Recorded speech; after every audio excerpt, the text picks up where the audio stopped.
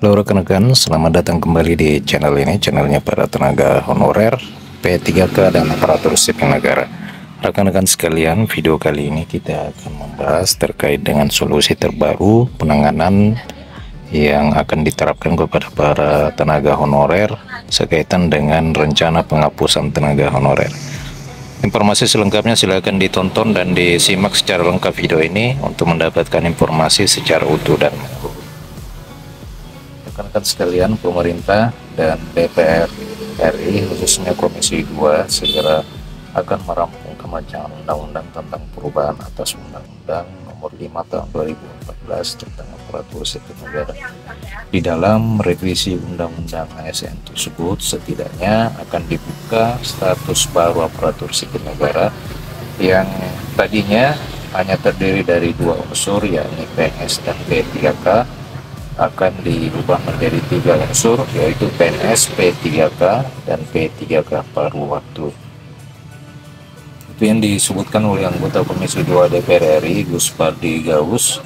Ia menyebutkan bahwa dulunya P3K itu hanya satu, maka di rancangan undang-undang ASN ini terdapat dua, yaitu ada yang full time dan ada juga yang paruh waktu.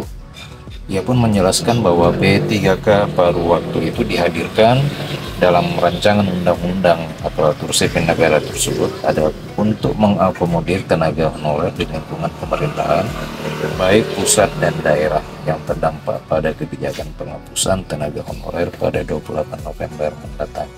Dengan begitu, unsur baru tersebut menjadi solusi dan jalan keluar agar para tenaga honorer yang dihapus statusnya ini tidak kehilangan pekerjaan dan menurunkan pendapatan mereka, sekaligus tanpa menambah beban anggaran pemerintah untuk belanja pegawai demi mengangkat 2,3 juta tenaga honorer hasil verifikasi pemerintah. Menurut Gus Pardi juga sudah sesuai dengan keputusan Menteri Pendayaan Aparatur Negara Abdullah Soanas yang berjanji akan menyelesaikan persoalan tenaga honorer ini tanpa ada pembengkakan anggaran, PHK massal, dan penurunan pendapatan. Jadi menurutnya ini akan menjadi win-win solution. Kalau paruh waktu tentu anggaran gajinya tidak sama dengan full time, jadi meringankan anggaran negara. Di satu sisi para tenaga honorer juga ada kepastian dia bekerja di pemerintahan. Ini bagian dari perubahan yang akan dilakukan di revisi Undang-Undang Aparatur Sipil Negara.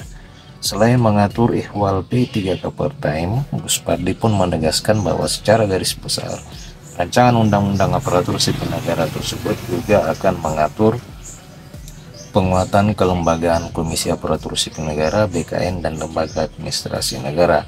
Di samping itu juga akan dibahas tentang penguatan sistem merit, digitalisasi pelayanan publik, hingga perencanaan pengadaan ASN dengan memastikan keterlibatan Kementerian Perencanaan Pembangunan Nasional dan Kementerian Keuangan. Ia pun menyebutkan bahwa sesuai dengan RPJM pemerintah, maka pemerintah akan mengembangkan pariwisata, tentu ASN yang direkrut orang yang ahli di bidang itu. Begitu juga persoalan guru, masalah kesehatan, tentu porsinya akan menjadi bagian penting di dalam grand design perencanaan penambahan rekrutmen ASN tersebut. Ia pun mengungkapkan bahwa RUU ASN ini rencananya akan disahkan menjadi undang-undang sebelum para anggota Dewan memasuki masa reses pada 14 Juli mendatang. Artinya tinggal menunggu pengesahan pada masa sidang rapat paripurna mendatang.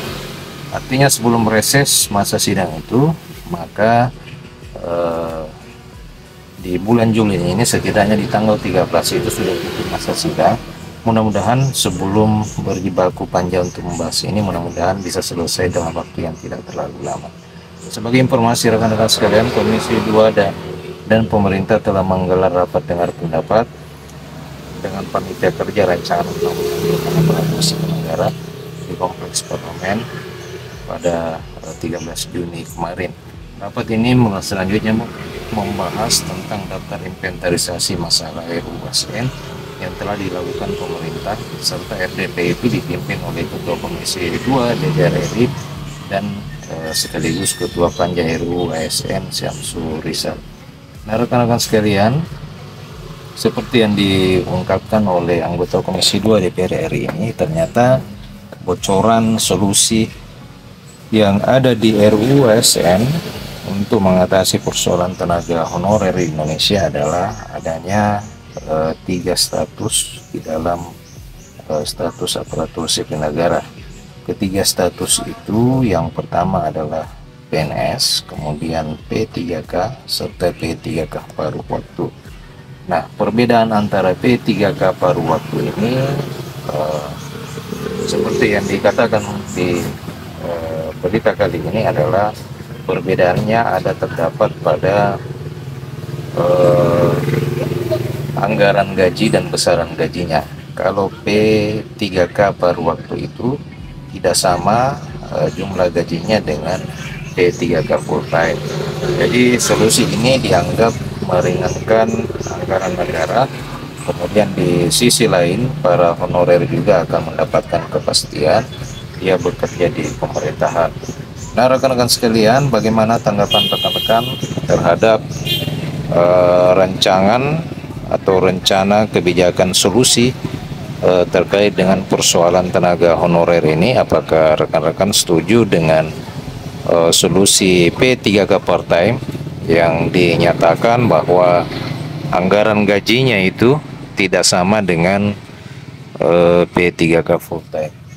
Silakan kirimkan tanggapan dan komentar rekan-rekan sekalian di kolom komentar. Kemudian rekan-rekan sekalian, di berita kali ini juga telah dibahas terkait dengan agenda pengesahan dari rancangan undang-undang perubahan undang-undang aparatur sipil negara ini. Anggota Komisi 2 DPR RI menyatakan bahwa dalam waktu dekat RUU ASN ini akan segera disahkan, sehingga kebijakan terkait dengan persoalan tenaga honorer ini bisa segera dilaksanakan. Demikian rekan-rekan sekalian, terima kasih telah menyaksikan. Ayo subscribe channel ini untuk mendapatkan update-update informasi terbaru seputar tenaga honorer, P3K dan aparatur sipil negara. Terima kasih telah